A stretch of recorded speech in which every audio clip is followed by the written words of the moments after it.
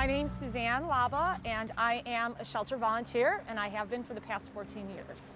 I personally do some one-on-one training with dogs if they have some leash issues or need to learn how to get along with other dogs, so I take the time to help train them.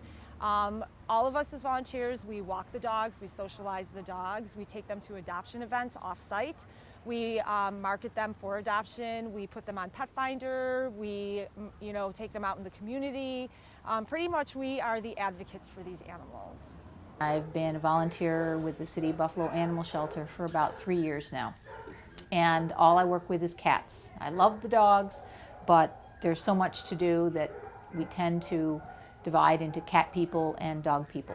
For years, I hesitated coming because I worried that it would break my heart to come to the shelter. And it was my vet, Dr. Souza at McClellan Small Animal Hospital, who said, Dee, whether you're there or not, they're stuck there, and you could really be a big help. My job title here is, some days I'm DCO, dog control officer. Some days I'm kennel attendant. Right now I'm working kennel attendant today. We just, basically take care of the dogs, make sure they got food, water, make sure their kennel's clean and they're not sitting there in their own waste and stuff like that, And other than that, that's 2 job titles that I hold here. I work with the dogs and the cats, walk the dogs.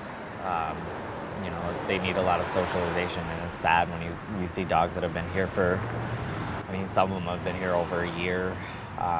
Pits, they're almost all pits here, and they have such a bad reputation, but honestly, they're some of the sweetest dogs I've ever met. So it's really rewarding just to be able to spend time with them. I can't have pets right now where I'm currently living, so it's like I come here to have, 30 pets to play with. I love it. It's a good use of my time, I think.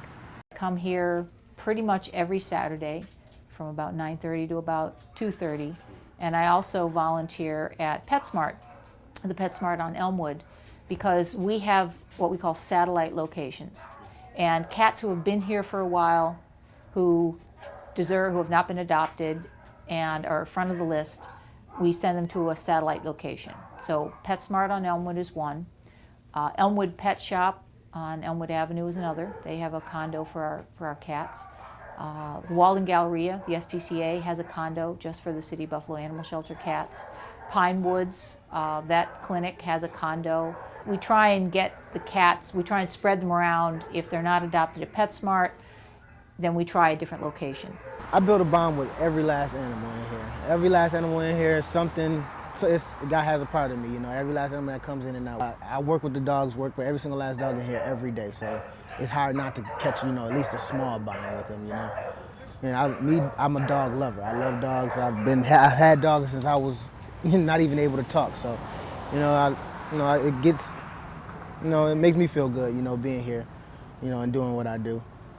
But it's one dog, he's like a protective little funny guard dog where, when he's in the kennel, he'll sit there, he'll scare the crap out of you. You'll think that he wants to bite your head off. As soon as you let him out, he's the sweetest dog in the world. I've always had dogs and cats, so when I moved to Buffalo and I didn't have animals, I felt deprived. So I thought volunteering for the Buffalo Animal Shelter was a good idea. The volunteers don't usually deal with the animals that have come in really rough shape until they're ready to be adoptable, but you do see animals coming in rough shape, ones that are more timid, that need the socialization just to become, ready to be adopted. So you do see hard things because a lot of people do bad things to dogs, but luckily we're here to help them get on the right foot. You can tell when dogs have been abused because they are more timid and they need that extra love to open up. Each of these dogs are so unique in their personalities that once you get to know them and bond with them, they do become a big part of your life, even though they're not your own. I do have a story, and this happens to be a dog that I ended up adopting. She was a dog that came in from a situation from a backyard breeder, and she was almost deemed unadoptable because she had some fear issues. She wouldn't come out of her kennel. It took a lot for her. She didn't even know grass. So if you can imagine what her life was like. So I took her home to foster her, and I helped build her confidence, and I helped get her socialized, and I did a ton of work with her. And when she was ready for adoption, I couldn't let go of her. So I ended up adopting her as my own. I took her from a bad situation, worked with her, brought her into my home, and we created a wonderful bond. And now she's my advocate for the breed and for what I do. I wonder who lost him or whatever, because he was actually found at, the address was Dote and Bailey, where he was picked up, because it usually says where they're from. So he must have been on the street, but yeah. But he's been a great welcome week to our house. We had just lost a dog about a month prior, 2 months prior. So he was a nice replacement. We had another dog. He was a pit bull. He was about 2 years old, and his owners, I guess, they didn't want him anymore, so they took him and just threw him out a 2-story window. And just his legs were broken, everything. You know, we completely rehabilitated him and everything. So he's been adopted. He has a perfect home now, you know, and stuff like that. So it's a lot of different stories that come when you come in here, and you know, for the animals that come in here, every animal has a different story. That dog Phoenix, it made national news. The dog that got set on fire, he was rehabilitated here. His new current owner brought him to visit for the day, so I got to meet Phoenix. That was pretty exciting for me. I mean, he's still got scars all over him. His one ear is burnt off, but he's doing really great. He's a happy, well-adjusted dog. So that was really exciting for me. It was like meeting a celebrity. One of the hardest stories that I've heard is the one that dog was set on fire, you know, running down the street and stuff like that. But, you know, he survived, and, you know, we got him a good home. He's well taken care of, you know, and stuff like that. So it's a lot of positivity that comes out of this shelter, you know. A lot of people, you know, don't like it because, you know, they think of it as, you know, a jail for dogs or animals. It's not that. It's some place that stray dogs or mistreated dogs or anything like that could come, you know, and get taken care of and get the right treatment that they need. One of the things that that when cats are brought in, they're either surrendered or somebody just finds a cat. And cats tend to not show themselves well. A dog will be happy jumping up and down, but cats sometimes will be very shy, will hide in the back and of their condo. And there was one particular cat I remember who was just so shy. She just couldn't stand to be touched. She was really fearful. I don't know what happened to her. She can only tell us through her fear of people that she had bad experiences with people. But we fostered her. We took her home for foster, which I'm a foster as well. I take mom cats with kittens or a cat that needs socialization. And this particular cat just blossomed, and with all the other volunteers just playing with her, you know, touching her, she was eventually adopted, and the family had an autistic child. And this little boy did not speak, didn't react to anything. And when they brought this cat home, he started talking to the cat. It was amazing, and he and the cat absolutely bonded.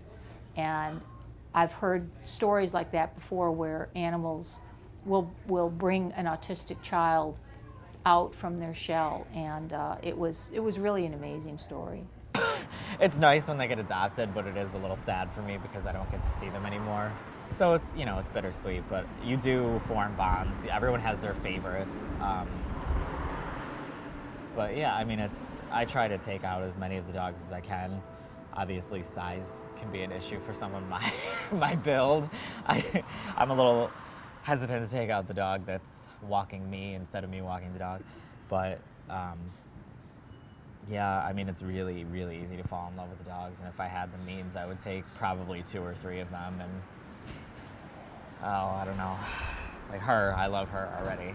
I would take her if I could. It's really easy to fall in love with these dogs. And the cats too, they're cool. All of us try and stay in contact with people who we know adopted our foster cats or any cat that's adopted from here. And most of the time we get wonderful stories. Occasionally we get cats who are returned, which is always sad. Like this particular cat and his sister were returned because we actually had to rescue them. They had been abandoned by the people who adopted them. So fortunately we got them back, and so now they're safe back with us, and we'll find a good home for them. And when they do end up in a home, and especially because I've done so much foster work, when my foster dogs end up in a home, we keep in touch. And for me, it is the best feeling in the world to know that I was part of that process of getting a dog into a home. And these people, you know what? I always tell people, I'm not here just to help the dogs, we help people. Because dogs do save people's lives sometimes. And when they find that awesome connection, they become part of that family structure, you know that it's a wonderful thing. There's so much that goes into what we do here as volunteers with the animals because, again, I've had close contact with people who have adopted my foster dogs, and they thank me all the time. So how gratifying is that? I saved a dog's life, and I helped